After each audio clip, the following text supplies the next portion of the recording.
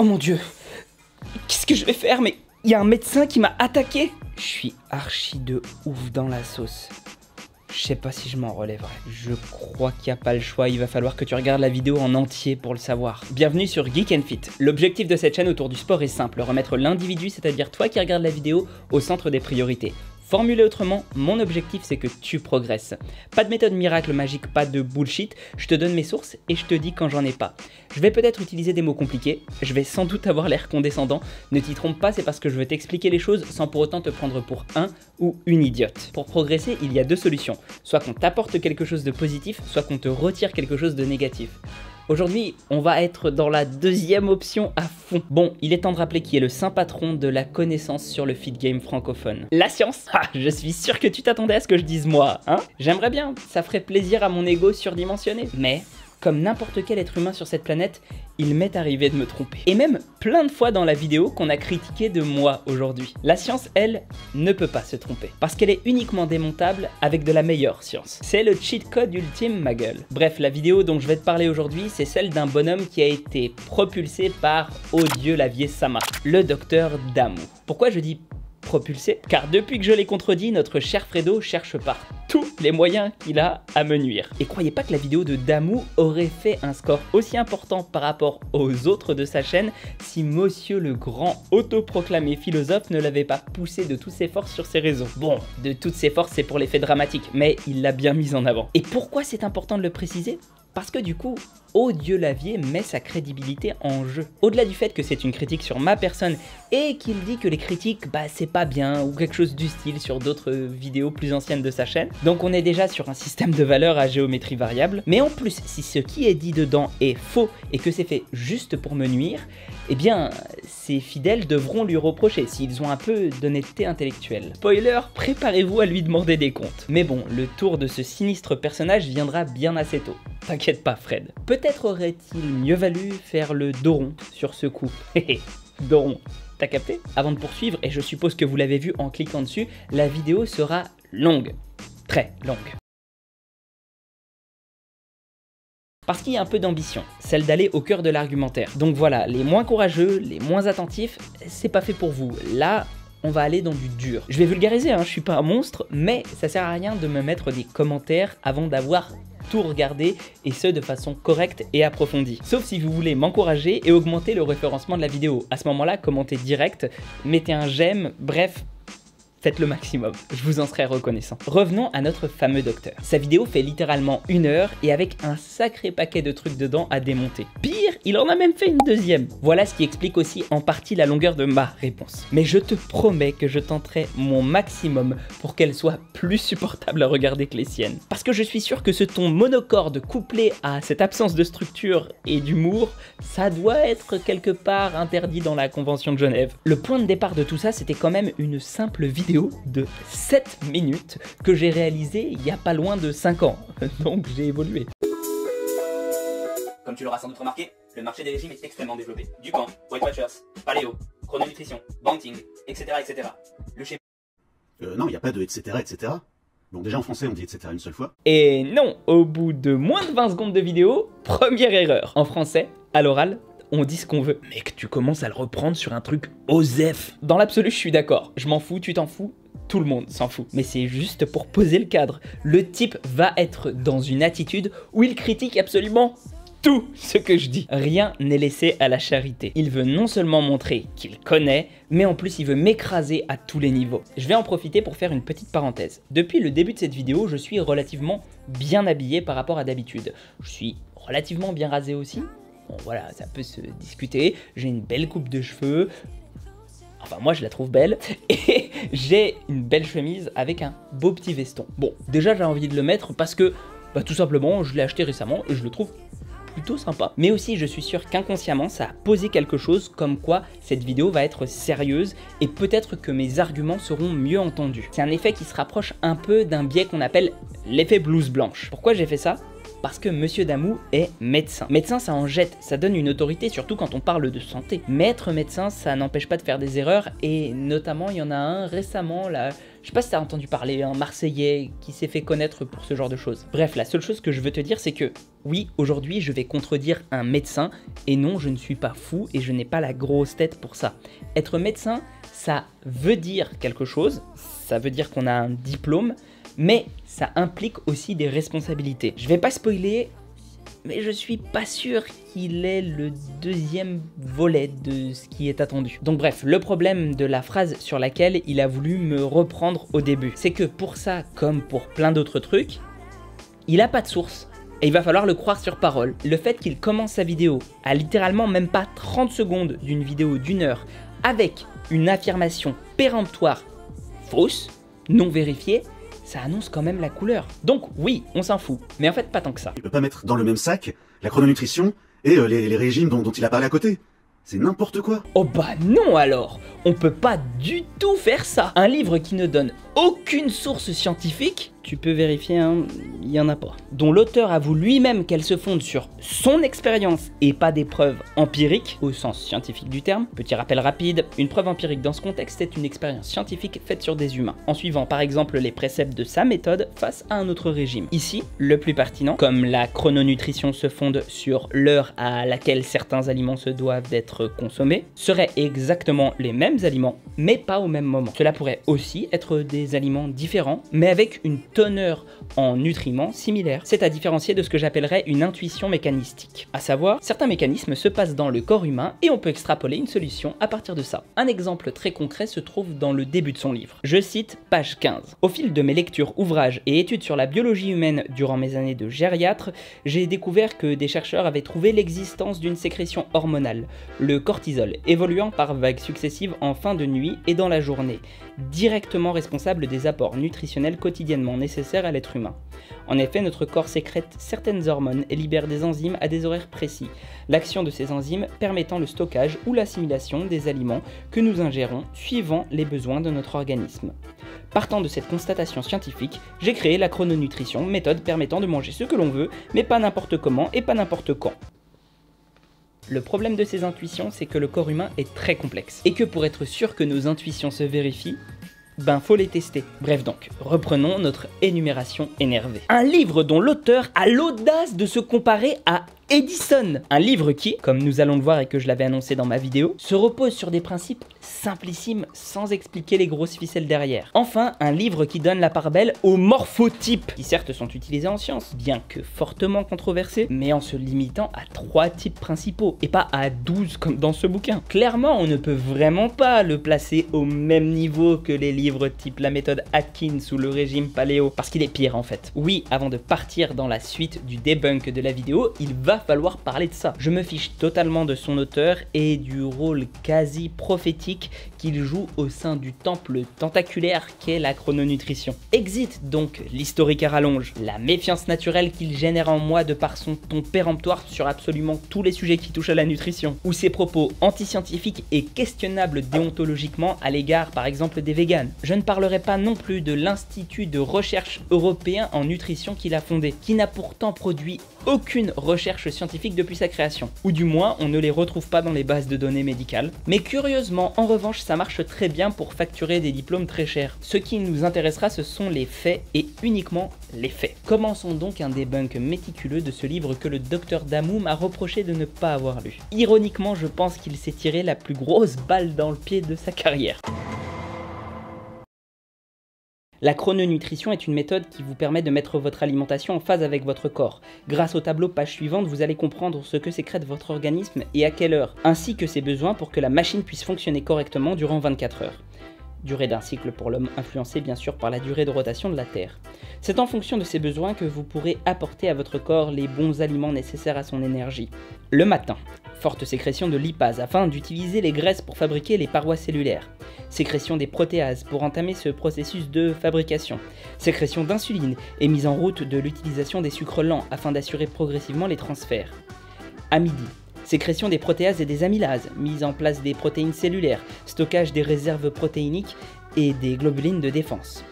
L'après-midi, Apparition d'un pic d'insuline permettant l'utilisation des sucres rapides et semi-rapides pour éviter le déstockage des protéines et compenser la fatigue liée au fonctionnement des organes.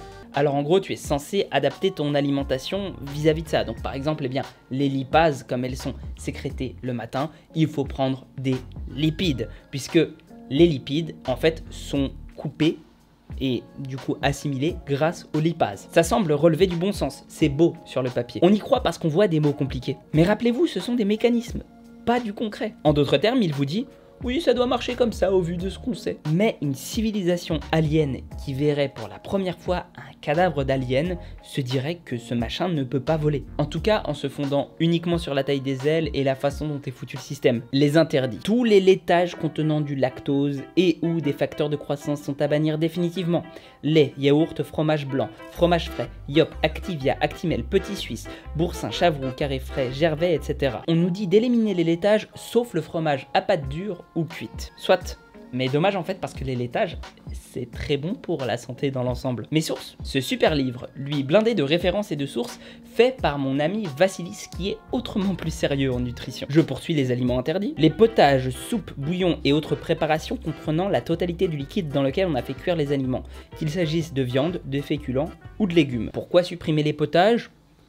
On sait pas trop. Tout aliment de régime ou soi-disant diététique et toute préparation alimentaire industrielle, ce qui exclut bien évidemment d'une alimentation équilibrée les kebabs, McDo, sandwicheries et autres usines à bouffe dans les plats desquels entre une beaucoup trop grande part de sucre lent. Supprimer les produits industriels, c'est super en réalité. Dommage que la raison invoquée pour le faire soit nulle. Il y a beaucoup de sucre lent, donc c'est pas bon pour la santé. Garde bien à l'esprit le principe du sucre lent qui fait grossir d'ailleurs, ça va être fascinant un peu plus loin dans la vidéo. Bien se nourrir maintenant. Les bons aliments, fromage, viande, poisson et fruits de mer. Les aliments additionnels, corps gras animaux et végétaux, sauces, épices, condiments. Les aliments complémentaires bis, pain, féculents, gras végétaux, fruits et dérivés sucrés. Au bon moment, petit déjeuner, fromage, pain, huile ou beurre. Goûter, une barre de chronoprotéines, un oléagineux, avocat, noix, amandes, noix de cajou, un fruit ou jus de fruits ou une compote.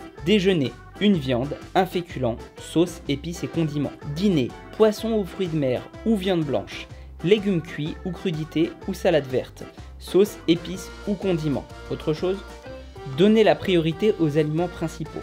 Fromage à volonté au petit déjeuner, viande à volonté au déjeuner, poisson ou fruits de mer à volonté le soir. En somme, le régime de la chrononutrition se fonde sur énormément de produits animaux. Il n'y a qu'à voir ce qu'ils recommandent à volonté en fait. Mais est-ce que c'est bien sain pour la santé? Et non Michel, notamment vis-à-vis de la viande rouge qui est un cancérigène avéré. On recommande généralement de ne pas dépasser les 150-300 grammes par semaine. Avec lui, en un jour, c'est bon, hein. Il te dit que tu peux manger du steak tous les jours. Et puis le poisson, bon, on n'est pas trop sûr. Parce que d'un côté, on voit que ça améliore la santé, mais de l'autre, on sait aussi que ça contient plein de ce qu'on appelle des métaux lourds. C'est complexe. Moi, je recommande toujours d'en manger du poisson, mais peut-être pas tous les jours et en quantité à volonté. Page 44 maintenant. Le pain, aliment complémentaire. Il convient d'en prendre une quantité équivalente en poids la moitié de celle du fromage, aussi sa quantité évoluera également comme celle du fromage. Les sucres lents contenus en quantité notable dans cet aliment vont être utilisés immédiatement par l'organisme pour répondre à la dépense d'énergie des organes, qu'il s'agisse d'une activité intellectuelle ou physique. Les protéines vont être métabolisées comme des protéines animales pour tenir dans l'organisme des rôles identiques ou complémentaires à celles-ci, sans oublier les fibres, éléments essentiels pour assurer un bon fonctionnement du transit. En revanche, si vous ne mangez pas du pain de boulanger, vous risquez d'avoir un réel problème. En effet, il y a aujourd'hui des sucres rapides dans la plupart des pains industriels que vous avez l'habitude de consommer ou dans les boissons qui les accompagnent, ce qui revient au même. Pas question de manger des cornflakes ou autres préparations céréalières sur lesquelles on aura généreusement versé du lait ou pire encore du chocolat chaud. Ce serait à coup sûr le meilleur moyen de vous apporter des kilos et des centimètres. Les sucres lents contenus dans le pain blanc mais juste boulanger, avec une image de baguette. Mais bien sûr, les sucres lents de la baguette, le produit avec l'assimilation de sucre la plus rapide. Même dans le cas de la famosa baguette tradition, on est quand même sur un IG haut. C'est simple, on utilise le pain blanc comme valeur de référence pour dire ouais, tout ce qui dépasse c'est vraiment maxi haut. Ça prouve que de la Beauce, au minimum, ne se met pas à jour. Pourtant, le dépôt légal était en 2020. Pour un charlot du feed game, ce serait malheureusement la norme. Pour un médecin nutritionniste spécialisé qui en a fait son fonds de commerce et qui délivre des diplômes, c'est juste la honte cosmique. Ça fait quoi d'être moins capable de donner une bonne information qu'un coach sportif qui parle de bovis? L'index glycémique, c'est quoi en fait? C'est une unité de mesure qui permet de mesurer l'impact qu'a un aliment, qui contient des glucides en général, sur la sécrétion ou pas d'insuline. L'IG, donc ça va de 0 à 100, et un IG bas, c'est un IG où tu es en dessous généralement de 40. Voilà. Et puis un IG élevé, c'est 50 et plus en général. Perso, ça me mettrait un sacré coup. Page 45. Sans oublier à la longue la survenue d'un diabète et ou d'une hypercholestérolémie. Parle toujours des sucres là, rapide. Du diabète avec un chocolat chaud. Les causes du diabète sont avant tout une prise de gras. Alors ok, je veux bien, il y a peut-être d'autres raisons, hein, voilà, je suis pas spécialiste du sujet. Mais le chocolat chaud ne me semble vraiment pas être une priorité absolue pour lutter contre. Page 46. On peut mettre autant d'huile d'olive qu'on voudra sur le pain du petit déjeuner. La moyenne conseillée étant 4 cuillerées à café sur 40 g de pain, soit une cuillerée à café pour 10 g de pain. Le bon pain à l'huile le matin. Pas du tout plein de ces calories qu'on pourrait bien mieux répartir dans des aliments beaucoup plus riches nutritionnellement parlant. Page 47. Contrairement à l'huile d'olive, le beurre est en effet composé uniquement d'un grand nombre de gras saturés, dont certains ne sont pas très bons pour les articulations et d'autres formellement interdits aux personnes souffrant d'hypercholestérolémie génétique. Et gardez-vous bien d'opter pour des versions allégées, dont les composants sont totalement inintéressants d'un point de vue nutritionnel et inefficaces pour lutter contre l'hypercholestérolémie, contrairement à toute la publicité qu'on peut lire, voir et entendre dans les médias. Le beurre allégé est pas bon pour la santé. Selon qui? Selon quoi? Ah mais non, suis-je bête? C'est la fameuse méthode de source, crois-moi frère. Page 48. Attention, les faux sucres ne pourront pas remplacer le vrai.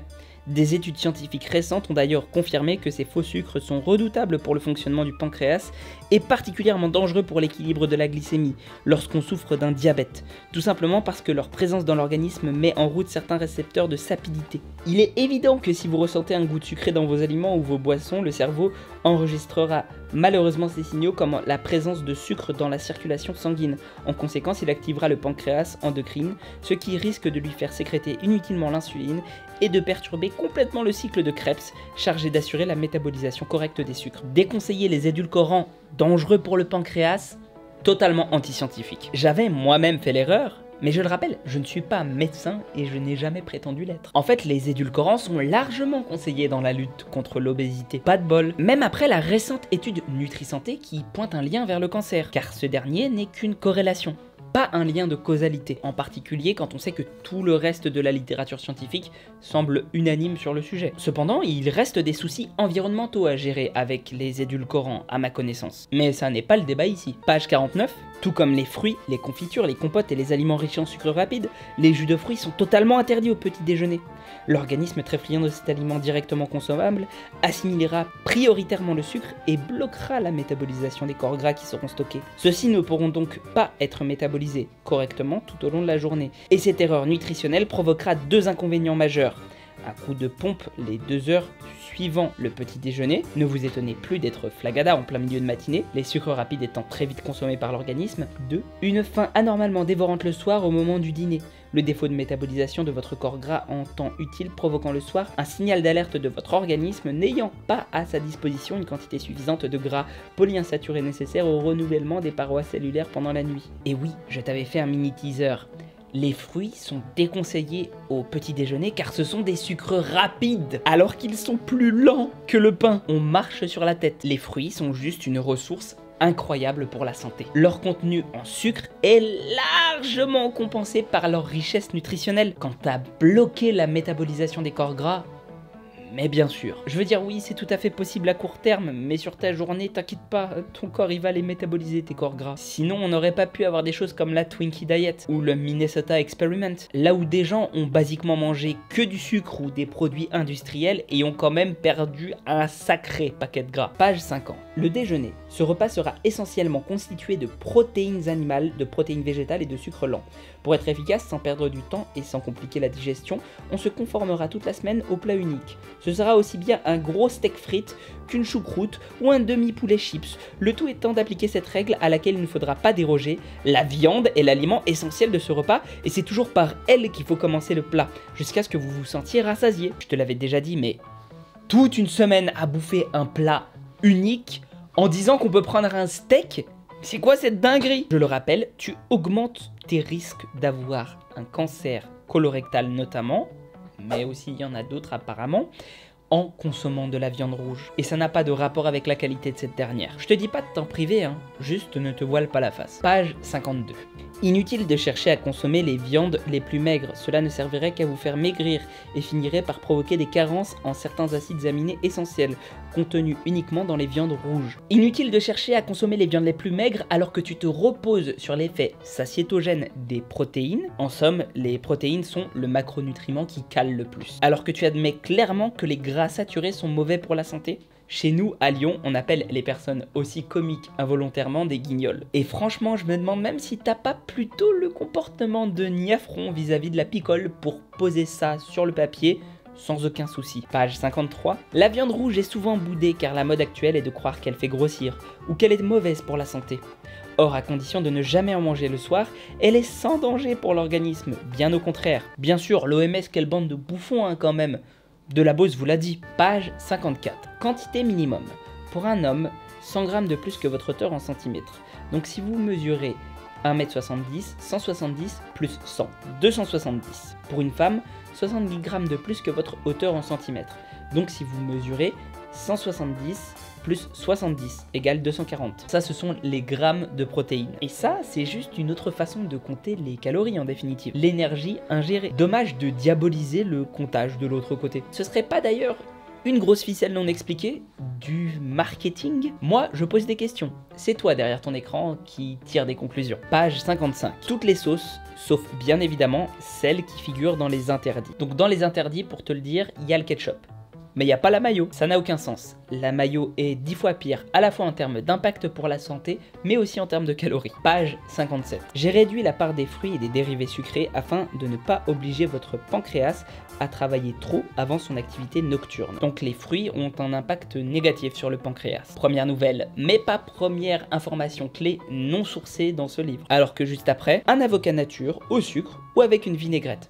C'est recommandé ça pour le goûter. Un avocat au sucre donc, ça va, c'est beaucoup plus sain qu'une pomme. Je me demande si ce livre c'est pas une sorte de private joke pour les nutritionnistes. Ça expliquerait beaucoup de choses. Et pour te le dire simplement, l'avocat c'est ultra calorique en comparaison d'une pomme par exemple. Et franchement, je suis vraiment pas sûr qu'un avocat au sucre ça fasse moins travailler ton pancréas qu'une pomme. Vraiment pas. Page 58. Un seul fruit. Tous sont permis sauf les bananes et on ne doit surtout pas en manger plus d'un, sauf cas particulier. Bon, juste pour te dire, en fait, c'est le seul fruit que tu auras le droit de manger durant toute ta journée chrononutrition. Il n'y en a pas au petit-déj, il n'y en a pas à midi, il n'y en a pas le soir. Et là, je pose une question à Alain. Tu vas quand même pas oser dire que les fruits en eux-mêmes sont mauvais pour la santé, hein? Bon, ok, tu l'as déjà fait et c'est une question rhétorique. Mais je choisis d'ignorer cette information pour ne pas trop te considérer comme un clown et arrêter ma lecture ici. Page 62. Consommer en trop grande quantité le soir, les légumes verts riches en eau et sels minéraux sont redoutables pour les fesses, le ventre et les jambes. Ne soyez donc jamais tenté de faire un dîner de légumes verts, grand pourvoyeur de cellulite. Les légumes verts, faut pas trop en manger parce que ça donne des fesses, du ventre et des cuisses. Pardon ? Et en plus, ça fait partie du repas optionnel. Là, ça me laisse sans voix. Moi-même, je recommande pas de se gaver de légumes verts. Notamment parce que certains, comme les choux, peuvent avoir un effet pas ouf sur la thyroïde. Mais il y a un monde entre dire peut-être n'en mange pas 500 grammes par jour et ça te donne des fesses, du ventre et des cuisses. Bannis ça ou presque de ton alimentation. Parce que je le répète, le repas du soir, il est optionnel. Je poursuis rapidement.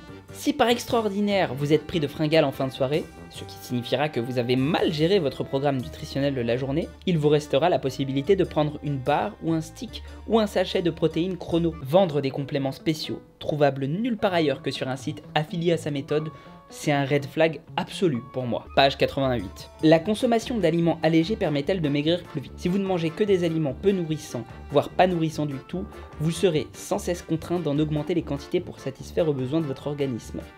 Vous prendrez ainsi encore plus de poids et de volume qu'en grignotant, ce qui n'est pas peu. Vous comprendrez donc que la mode des aliments allégés est la pire façon de perdre du volume et du poids. Dommage Alain, puisque les aliments allégés sont en moyenne plus satiétogènes, car ils contiennent en proportion plus de protéines et ils ont moins de goût. Donc ça n'excite pas certains mécanismes de la récompense dans ton cerveau et tu arrives plus vite à satiété avec. Alors durant tout son bouquin, il te dit de pas consommer de produits industriels. Et page 96, Vous pourrez même ne pas dîner en remplaçant celui-ci si vous avez faim par une barre chrono. Les barres chrono sont un produit industriel, donc faudrait savoir en fait. Donc ce sont tous les produits industriels qui sont à limiter, sauf les produits industriels que lui vend.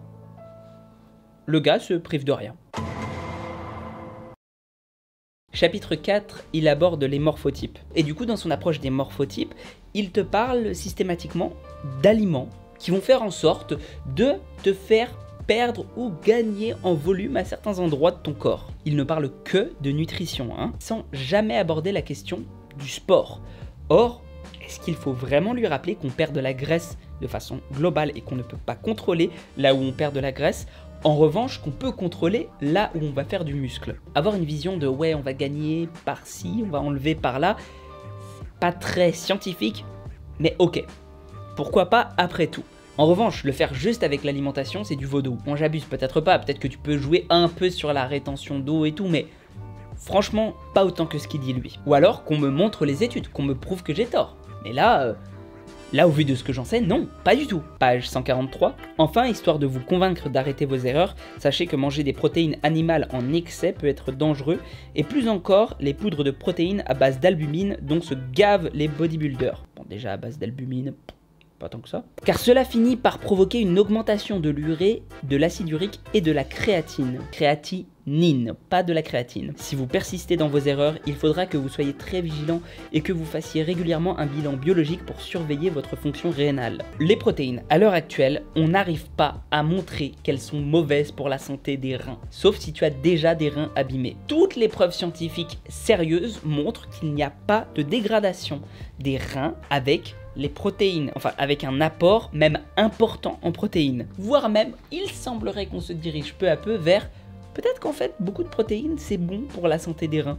Ah, c'est ballot. Pouf, nous sommes arrivés au bout du livre de Monsieur Delabosse. Ça fait plus d'1h30 que je suis sur la vidéo. Bon, rendons à César ce qui lui appartient. Je pense qu'en suivant les conseils donnés, on peut effectivement perdre du poids. Et peut-être même aimer sa diète. Mais d'un point de vue santé, et au vu de ce qu'on sait, au niveau science de la nutrition, il y a des gros problèmes. D'un point de vue science, il est totalement à côté de la plaque. Et c'est là qu'on va revenir à Monsieur Damou, qui réclame pour sa part avoir fait une thèse avec une étude sérieuse sur la chrononutrition. Selon lui, ça démontrait totalement la théorie de la balance énergétique, mais aussi, vraisemblablement, toutes les critiques à l'égard de la chrononutrition. Il est temps de décortiquer le travail du docteur Damou, et je suis sûr qu'il saura être convaincant. Après tout, il défend un livre d'une haute qualité scientifique. Bon, en revanche, je ferai ça demain, donc j'aurai peut-être pas la même tenue.